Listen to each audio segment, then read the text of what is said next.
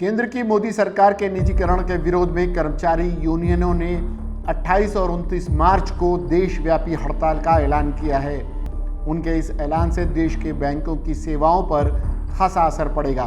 उनके इस 2 दिवसीय हड़ताल की वजह से बैंकों के कामकाज लगातार करीब 4 दिन बंद रहेंगे।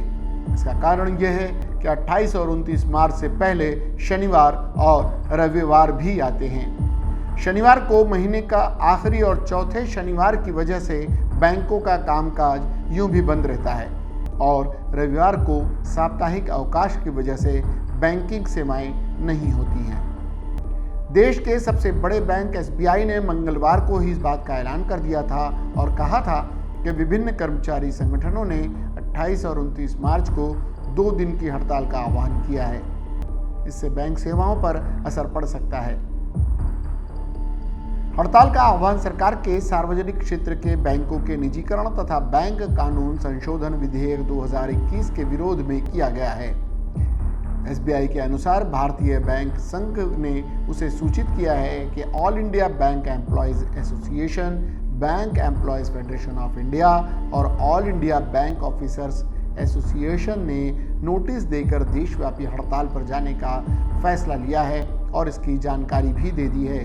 भारतीय स्टेट बैंक ने शेयर बाजार को दी सूचना में कहा है कि बैंक ने हड़ताल के दिनों में अपनी शाखाओं और कार्यालयों में सामान्य कामकाज सुनिश्चित करने के लिए आवश्यक व्यवस्था की है, लेकिन यह आशंका है कि हड़ताल से बैंक में कामकाज कुछ हद तक प्रभावित हो सकता है।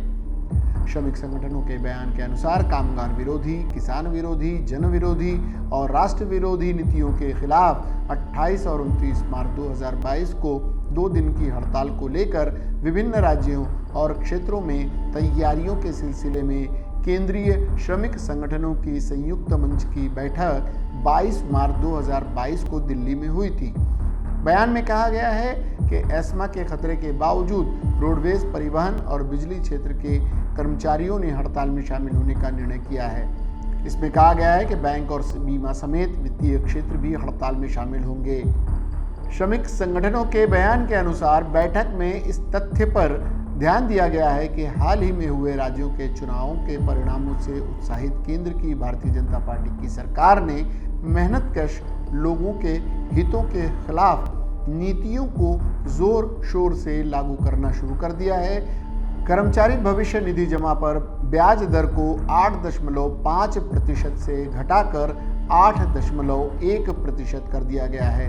साथ ही पेट्रोल, डीजल, एलपीजी, सीएनजी आदि के दामों में अचानक वृद्धि की गई है। सार्वजनिक उपक्रमों की जमीन को बाजार पर चढ़ाने यानी मौद्रीकरण योजना को लेकर कदम उठाए जा रहे हैं। बैठक में इन नीतियों की आलोचना की गई है। बैठक में संयुक्त किसान मोर्चा की घोषणा का भी स्वागत किया गया है। DRB news bureau, Mumbai.